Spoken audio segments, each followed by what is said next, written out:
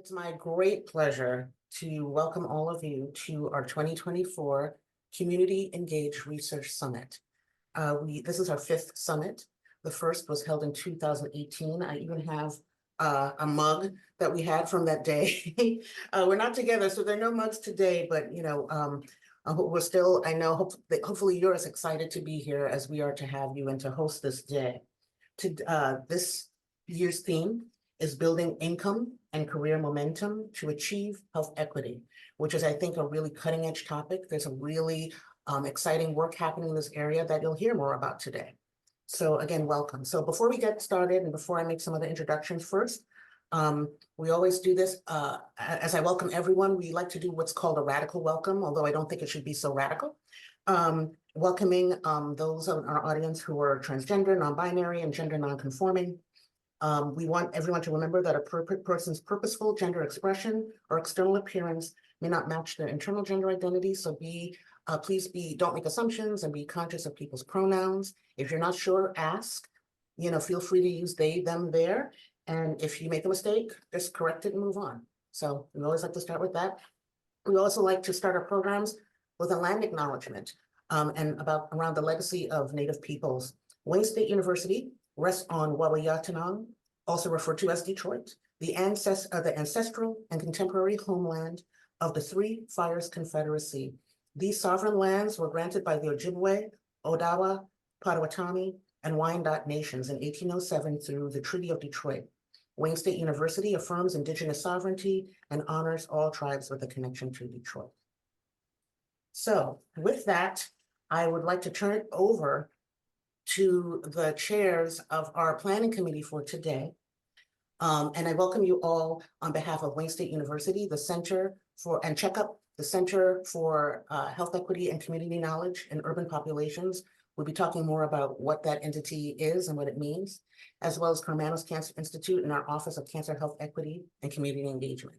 So I'd like to bring to the floor our summit chairs, Dr. Maha Albdour, who is a faculty member in the Department of Nursing. And next you're going to hear from Benji Rapp, who is another co-chair who works with the Michigan Department of Health and Human Services as a cancer screening project navigator. So I will turn it over to Benji. Yes, thank you, Dr. Thompson. And today I'm here to introduce our next presenter, Kimberly Espy. Kimberly was Wayne State Board of Governors' unanimous choice for president back in August of 2023 for her history fighting for social and economic opportunities and promoting affordable access to top quality research and university education for everyone. Not only is she the 13th president of Wayne State University, she is also the first female president. So please help me in giving a round of applause for President Espy.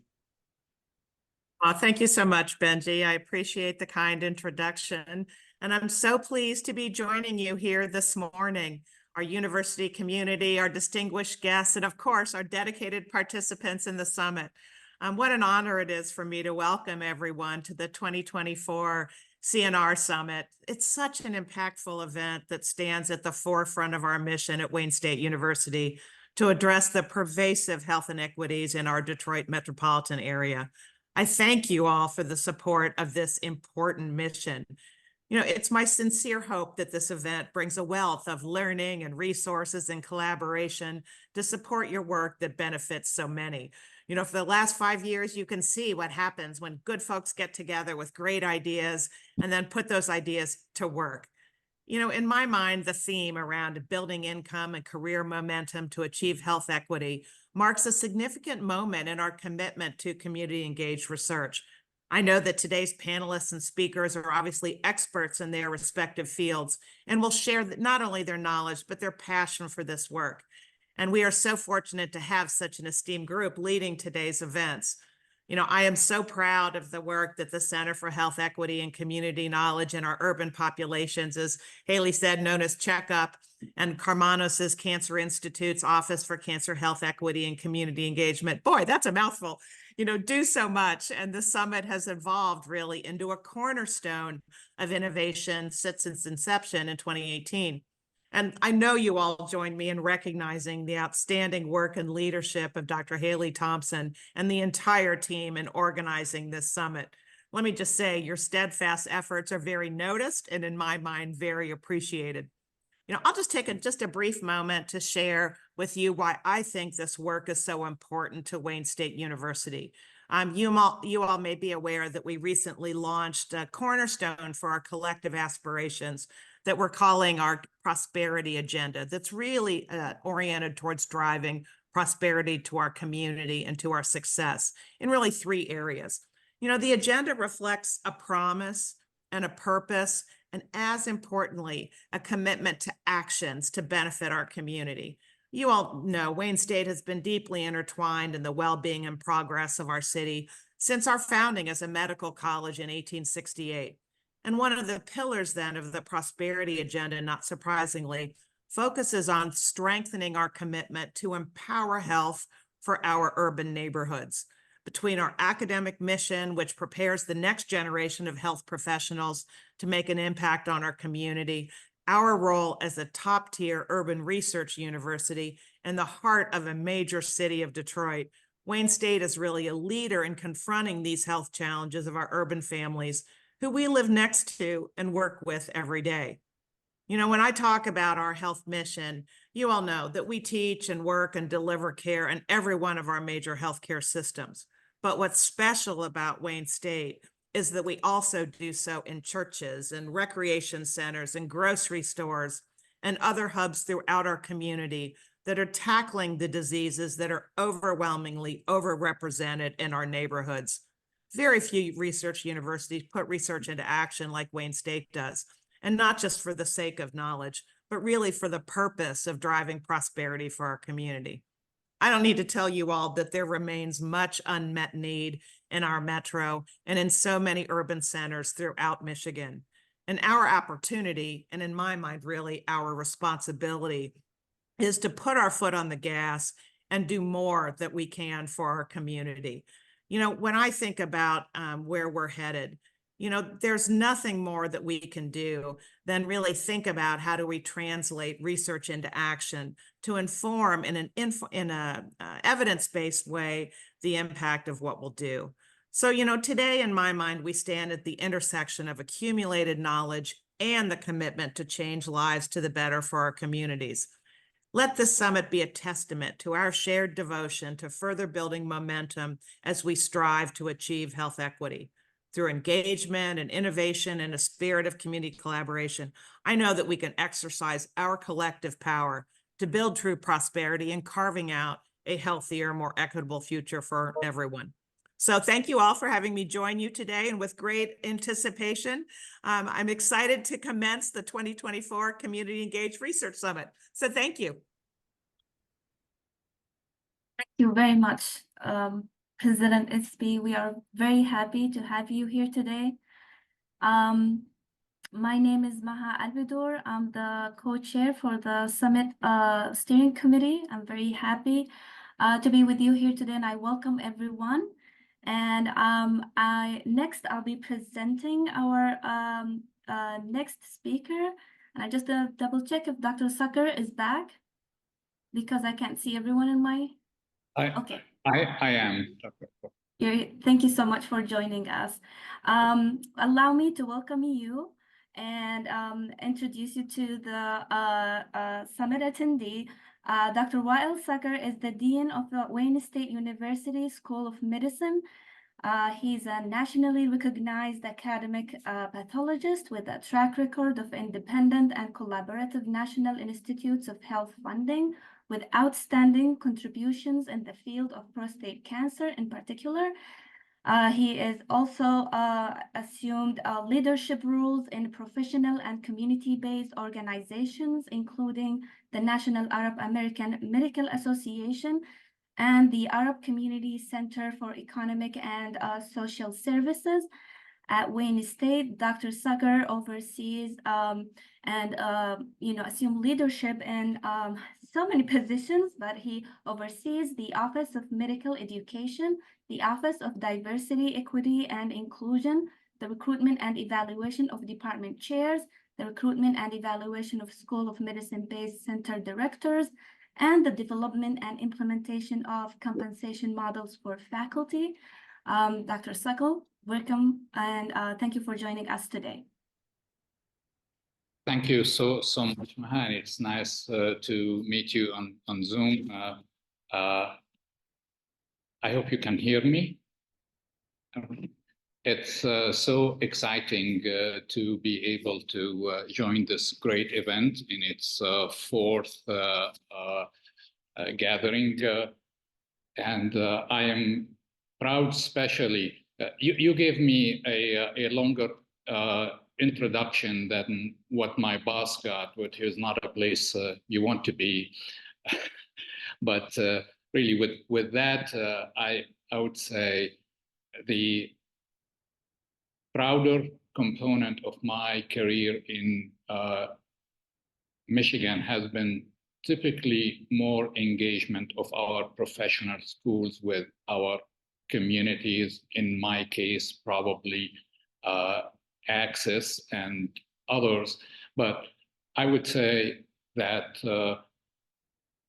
under our current new leadership, and I'm talking specifically about Dr. Espy, the tremendous efforts that are extended in partnership with the communities to over many years are starting to take shape as a collective, coordinated, major drive of Wayne State University and its health science groups and schools as reflection of the intertwined relationship between the university and the community, the city of Detroit and Wayne County. So probably from a health standpoint, while our understanding of health and disease constantly evolving, yet traditional medical research methods have often overlooked the vital role that communities play in shaping outcome. Community-engaged research revolutionizes the approach by recognizing that underserved communities, which is the case around us and in Wayne County at large, I would say beyond that within the state of Michigan, where health outcomes continue to really not be good at all. I think looking at these activities as working with the communities and not looking at these engagements as only well-intended effort towards a less fortunate socioeconomic strata of our community. It's exactly the opposite. Full engagement, full working with the communities, listening to the communities. And I cannot think really over my many years here of better example of what Dr. Hayley Thompson and her team have been doing for so many years. So we are very happy that we are part of this effort. I am very happy personally to have known and continue to work with Hayley and her team, and very excited about this event and wishing you great success throughout the day and great outcomes. Thank you for the opportunity. Thank you so much, Dean Sakr. I really appreciate your remark, and I truly believe that one thing that we're proud of and check up that we really strive to have community as partner in research and truly want the voice of our Detroit communities to be heard. So thank you so much.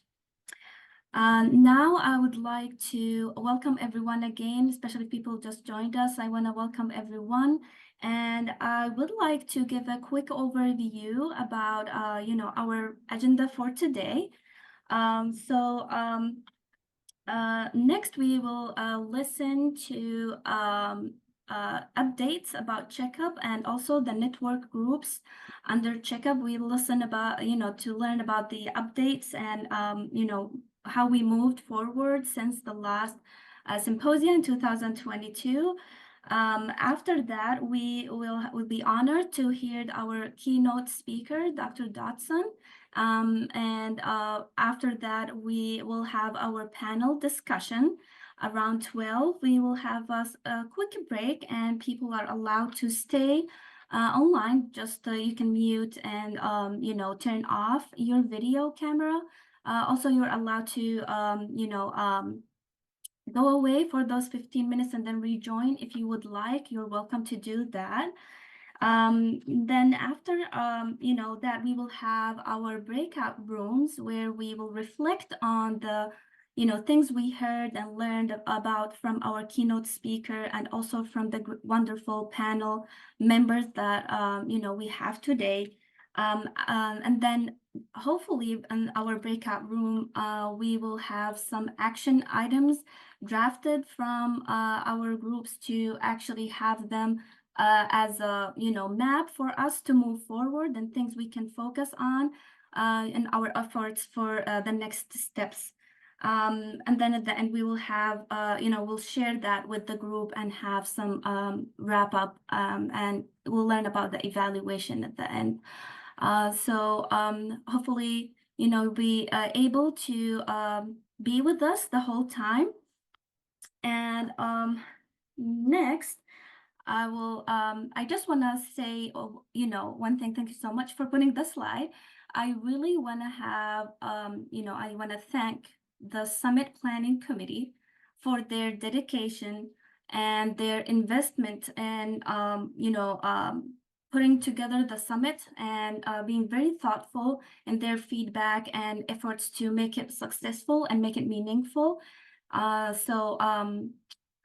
Great thanks for all the members in the committee. I will not have time to mention all their names and all the wonderful things they do, but you can learn about them in our summit report. It's included in the website. And I think Alexandra will share that at one point in the chat. Okay, then next, I will turn it to Dr. Thompson to have checkup updates. Dr. Thompson. Thank you so much, Dr. Albdour. I'm going to, at this point, talk about the past year and just in general where checkup has been and where we are now.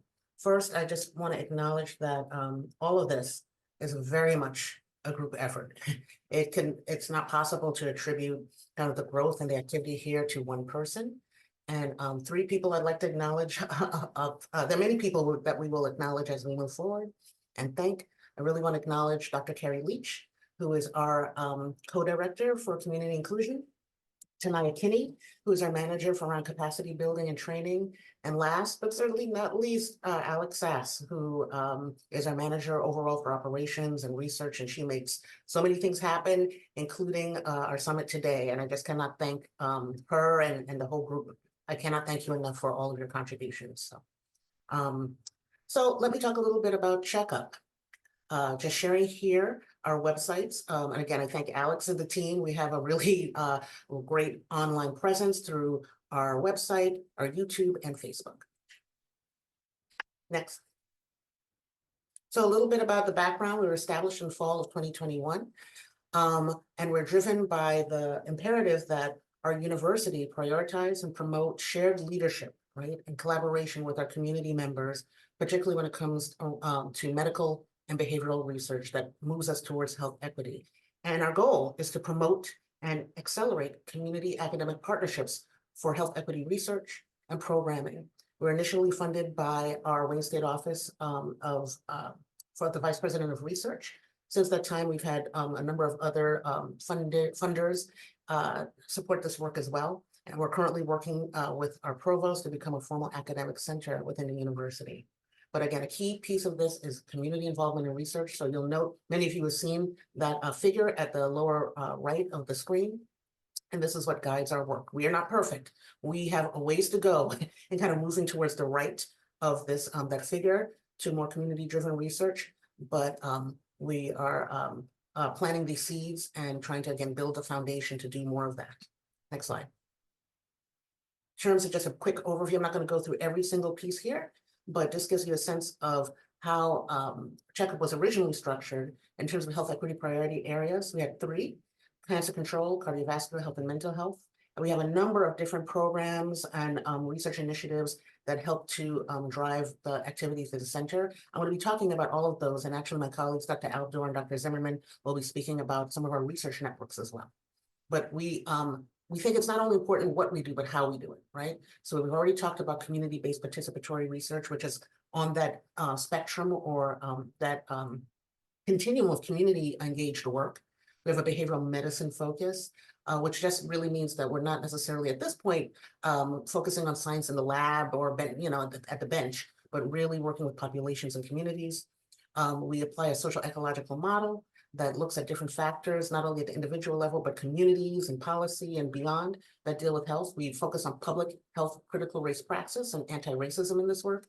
And we value transdisciplinary team science. We want people from all backgrounds to contribute to this work because we need people from all backgrounds.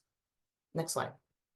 I just want to acknowledge our steering committee: Lisa Braddix, Winona Bynum, Chandra McMillian, Andrea Sakr, Maha Albdour, Rochelle Chapman, Stacey Clayton, Rhonda Daly, Bethany Foster, Hillary Marusek, and Elizabeth Towner. Thank you all for just guiding this work. Next slide. I just want to acknowledge, so we started in 2021, and in 2023, we were very fortunate to be included by CVS Health in the office of the Chief Health Equity Officer of CVS Health, Dr. Jonae Khaldun, in the National Community Equity Alliance, along with Meharry Medical College in Tennessee and Sinai Hospital in Chicago. So that really allowed us to grow even more. So from here, and I'll talk a little bit about that growth, but because one of the areas where we were able to expand is building a citywide coalition around health equity. So that CVS Health funding helped us to do that. Here you see here on the left, this is actually from 2022, our last symposium, which reflects some of the research groups and the areas of focus for checkup broadly. LGBTQ health equity. At the bottom, you see MENA, refugee and immigrant health equity, or we call it MINARI. And in the middle, you have Black health and racial equity. And it's that research group network on Black health and racial equity that evolved into the Detroit Community Health Equity Alliance under that CVS Alliance. So I'm going to talk a little bit about DCHEA and other work of checkup. Next slide. Again, the CVS funding helped to cement a stronger team, or we already pretty strong, but a larger team and a more effective team in doing this work. So again, I'll acknowledge Dr. Carrie Leach, Lisa Braddix, who is the Chief Health Equity Officer for CEMHA, the Southeastern Michigan Health Association, and she works there at CEMHA along with Arthur Hampton. Tanaya Kinney, I mentioned, Alexandra Sass, our managers, Dr. Revlisha Sneed, Jason Carbone, and Elizabeth Towner are all integral to this work. Next slide. So talking a little bit about this Detroit Community Health Equity Alliance called DCHEA. We like a lot of acronyms, so bear with us. We're working through that. But we've been meeting monthly since June 2023. We have over 30 members. The majority are folks from community-based organizations. We have 5 Detroit community residents. And we have around 15 Wayne State University faculty, again, meeting monthly around a number of issues towards how can we work together and leverage our resources to advance health equity and address some of the health problems we see in our city. In terms of our 2024 activities, we are kind of really coming around and joining together around some key issues, including standardized collection of social determinants of health and Z codes, which is something, if you're working in hospital systems, you know is really, there's a lot of emphasis on that and how do we deal with the social needs of patients. We're advancing models of resource navigation and learning from our community members. How can we guide our patients and people in our communities as well towards resources that are valuable and do it in more effective ways? We want to strengthen collaborations between our healthcare systems and our community-based organizations. We're planning listening sessions in the community that can help us move towards more specific multi-level interventions in communities. And we're doing a lot of work along with CEMHA to support community health workers in their career trajectories. So there's a lot of activity happening. Next slide. I want to also mention our Faith Community Research Network under Checkup, established in 2020 as part of a community academic partnership with the Faith-Based Genetics Research Institute, Wayne State University in Carmanos. Right now, we are a network of 15 churches who are working very systematically and intentionally together around specific health programming and evaluation and research. We have a number of different funding sources. We've been fortunate since 2021 to guide this work. We're building health ministries in churches and then building capacity in churches to share health information and guide people to care. On the bottom right, you'll notice I'm very proud of this. Just this past Saturday, we had one of our first trainings called Real Talk Around Breast Cancer. We had 17 women in the room, mostly representing churches, who are going to go back into their churches and share this information. So again, capacity building is a really important part of Checkup. Next slide. I also want to acknowledge the Community Health Scholars Program. So again, we want to bring skills, particularly around research and evaluation, to community lay people just broadly. So in 2023, last year, we had our second cohort of community health scholars. I know some of those folks are on the call and in the meeting today, from local community-based organizations and nonprofits, churches, and so on, and who received more in-depth training around research. We called it Building and Applying Research Skills. 5 of those folks were community health workers, so we're really pleased that we're able to kind of expand their skill set. And all these folks also got hands-on experience with a community-based health promotion project. Next slide. Next slide is just sharing who the scholars are. And again, we're really proud of their work with us and the work. They're all doing incredible work in the community already. So we feel very fortunate to be partnered with them. And we're going to be planning a 2024 cohort soon. So you can look up for those applications. Again, we're promoting community engaged research throughout the university. We held a number of workshops around community engaged work last year. You can see some of the flyers there. And we had almost 300 attendees, a lot from the university, because our university faculty, staff, and students need to do more and learn more about how do we interact appropriately, transparently, and authentically with our communities. So we're really, we hope to really expand our reach even in 24 even further. Next slide. And along those lines, we are trying to meet needs to develop and sustain partnerships. Again, we have on our website a really useful tool. We have so many resources around community engaged partnerships and programming and research for anybody to use. It's accessible to everyone. And in 2024, we're going to be using this online tool to develop more of a consultation service or community engagement studios, so we can really make stronger connections between our researchers and our community members. And so our researchers can actually get direct feedback from community members, and hopefully from there build even stronger partnerships. So this is the direction that we're moving in 2024. Next slide. So last, I'm going to just close out with some work that we did last year as part of, oh, can I just get my slide back though? Is it still, am I still sharing, or somebody still sharing? So I'll try to speak off the cuff. We were able in 2023 to conduct some interviews around health equity. And we interviewed 20 of our coalition members in DCHEA around their perspectives on health equity. When we came together as a group, one of the questions that was asked was, well, you know, what does health equity, what do we mean when we say talk about health equity? Are we using common language? Do we have shared definitions? So, and we had already built into our programming or into the work, these key, what we call key informing interviews. So we asked, and we were able to ask a majority of our coalition members, you know, what does it mean to you? And then not only what does health equity mean, but what are the strategies that you're using to address those inequities? What do you think are the drivers of those inequities that we need to manage? And we actually have a manuscript in preparation now, because we want to influence the field, right? We want to actually share what we're doing here in Detroit with the broader academic and in the health justice community. And so we use what's called rapid qualitative analysis, because we did this in 6 months. So we worked very quickly. And again, I thank Dr. Carey, Alex, and Tanaya for all their work with this. And I just want to share and close up by sharing what our coalition members had to say about health equity. And that's my last slide. Okay, so what does health equity mean to you? So, and it's interesting, and I think it's important because we talk about health equity, we have these definitions, but we have to operationalize it, right? What does it really mean when we start to do this work on the ground? And at least we want to think about conceptually, what does it mean to our coalition? And this is important for us as a coalition to continue to bond and to collaborate and to kind of be of one accord. And certainly our coalition members said it's equal access to opportunities for health and well-being, right? That's part of the common definition. I also want to mention, this is really our community-based members of the coalition. We have academic members, but we really focused on this in this interview process on our community-based members. Equal access to opportunities for health and well-being, but access to opportunity had to be accompanied by a personal choice, right? The individual right to decide what pathways you want to pursue. The groups definitely focused on the elimination of systemic barriers, particularly social determinants of health, and their effect on well-being. Equal access to unbiased and responsive healthcare settings and providers, especially important in a city that is predominantly people of color. The ability to take care of oneself, one's family, and contribute to the broader community. Health equity includes here the individual power or one's power to create change. And I really powerful to end on this note, belief in every person's intrinsic value, right? So this is kind of a very Detroit-shaped kind of definition of health equity that, again, is going to continue to be a foundation to our work. So thank you. I'm going to turn it over here. I think next it is, we're turning it over to Dr. Rick Zimmerman, who's going to talk about some additional work of checkup, and particularly our LGBTQ research network.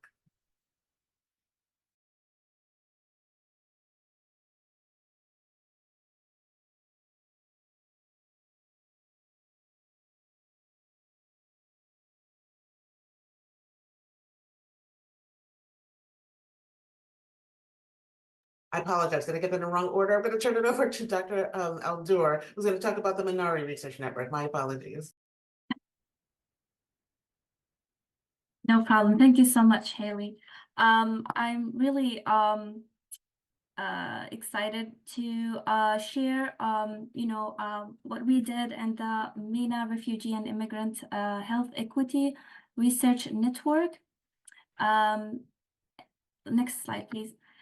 So in 2022 symposia, we had a great meeting, and in terms of faculty, academic, and who work with this group, community agencies and community members who came together under that huge network.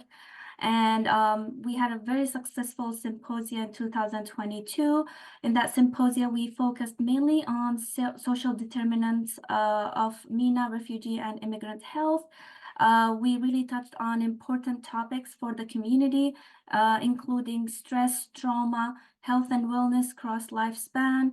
We also discussed access and equity, and also policy and research that touched the life of this community. Next slide, please. From that symposia, we had crafted action items to really help with the next steps. Mainly, we, the group want to have more done in terms of knowledge sharing and collaboration. The work within the MENA refugee and immigrant group is still in the beginning, but we still have silos, people doing different things with the community, but on their own. We thought that we need more larger discussion on the work done within that community, and have more sharing regarding that. Also sharing the results with the community, getting back to the community about the things we found and things we want to use for future work. And also recognize the diversity. The MENA refugee immigrant group is a large umbrella, but under that group, there's a very diverse individuals, and recognizing that in practice and research and working with the community is very important. Also, we had a really challenge with the common terminology, and let me share with you that the MENA refugee immigrant group is actually usually lumped into different classifications, and sometimes those classifications does not reflect the diversity of this group. So we might find work that focus only on refugees, only on asylum seekers.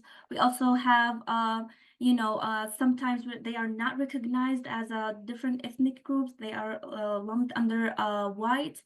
So there was a lot of challenge on, really clarifying the definition, and also how we can find data about this group, and also increase that data, so future research and practice can use the data to improve the health of this group.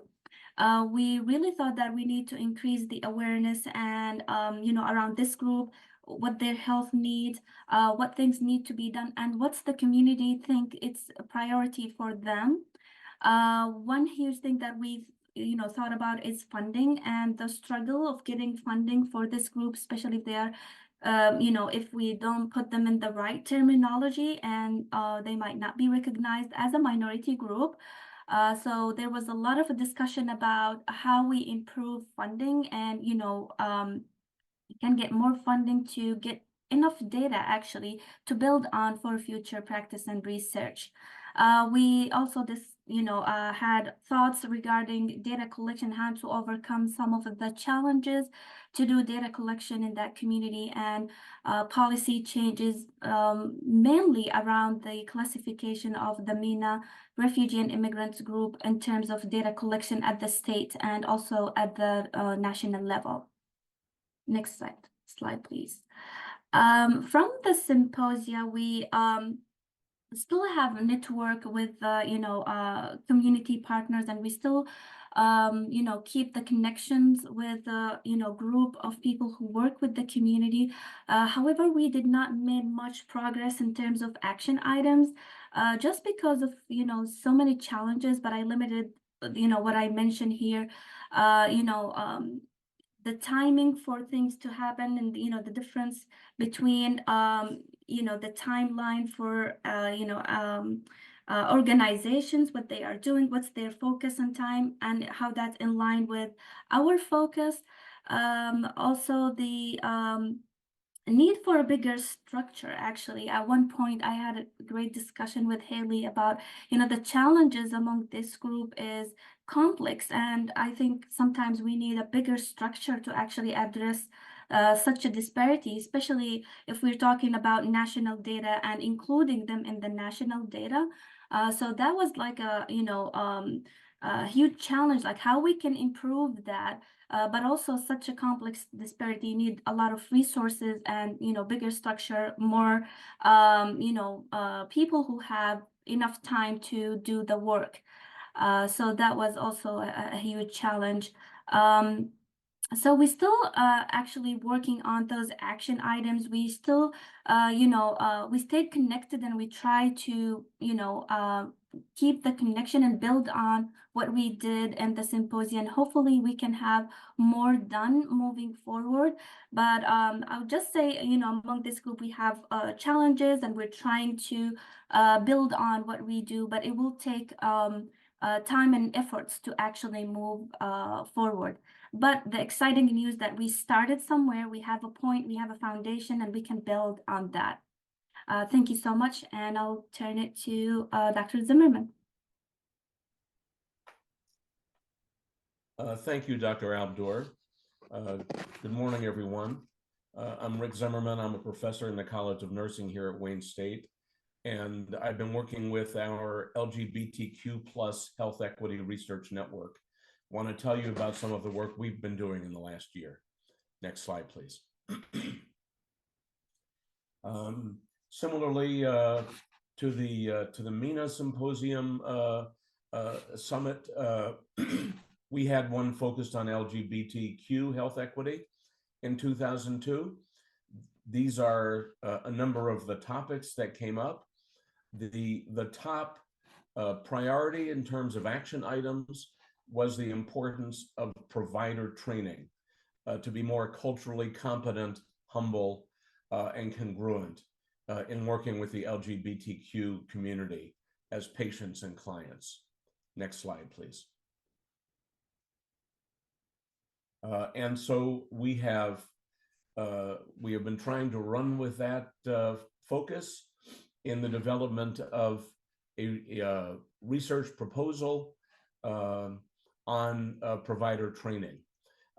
Quick background for the importance of this work. There are great health disparities in all of the LGBTQ+ communities. Often negative experiences for LGBTQ community individuals interacting with healthcare. The trainings in cultural competence, humility, and safety that have been provided for providers In terms of the publications and evaluations, they tend to be very weak, only look at short-term impacts, and rarely look at actual impacts on health for patients. The importance of community collaboration and sustainable interventions is well documented, so that, as consistent with Checkup's focus, continues to be a very important part of our process in working with the community and developing a proposal and project. There are some promising trainings out there, and we're hoping to build off of those. We are considering a focus on PrEP for HIV prevention, as well as substance disorder and mental health screenings, because of the high prevalence rates of these behavioral issues in the LGBTQ communities. And we also note, importantly, that the relationships between providers and patients makes a difference in terms of whether individuals ultimately decide to receive PrEP, as well as be referred into effective programs for substance use disorders and mental health. Next slide. Proposed title of our National Institutes of Health proposal, which we hope will become a funded project in the next year to year and a half, implementing and assessing the impact of provider training to improve the quality of interactions with LGBTQ+ patients, clients on patient satisfaction and behavioral health. Next slide. These are the current version of our proposed specific aims of the project: develop and pilot test of provider training, assess the short-term impact of that training on key metrics, and finally assess the impact of that training, and also explore potential certification of providers as LGBTQ plus competent providers on the number of LGBTQ patients in their practice, satisfaction of these patients, substance use disorder and mental health screening, and PrEP uptake of these patients over an 18-month period. Next slide. We've reached out, and the Michigan Primary Care Association has agreed to work with us to help us recruit some of their 44 federally qualified health centers to collaborate on the study. We're hoping to recruit 16 of those for the project. Next slide. Here is a list of academic experts and collaborators, both at Wayne State University and nationally, that are currently working on our proposal and hope for project. Next slide. These are key community experts that are truly full partners and collaborators with us on the project. Keith Hughes, Detroit Health Department, Braden Misiolik at Transcend the Binary, Patrick Yankee at Corktown, and Courtney Mucklin at Midwest AIDS Education and Training Center. Next slide. We're getting ready to implement focus groups with LGBTQ community members hear about their experiences in healthcare, get feedback about what they think would be most important in trainings to clinic staff and providers. And we're going to be reaching out in the next few days for help in recruiting community members for focus groups to these organizations. Next slide. Here is our current timeline. We're hoping to be submitting our NIH proposal in early September, and March 2025 will be our earliest start date. Again, very thankful for tremendous collaboration between community members and academic researchers. We think we have a great group, and we're really hoping to make a difference in health outcomes for LGBTQ plus communities by developing and rigorously testing training for clinic staff and providers to improve the quality of those interactions and relationships to improve health outcomes for LGBTQ communities. Thank you.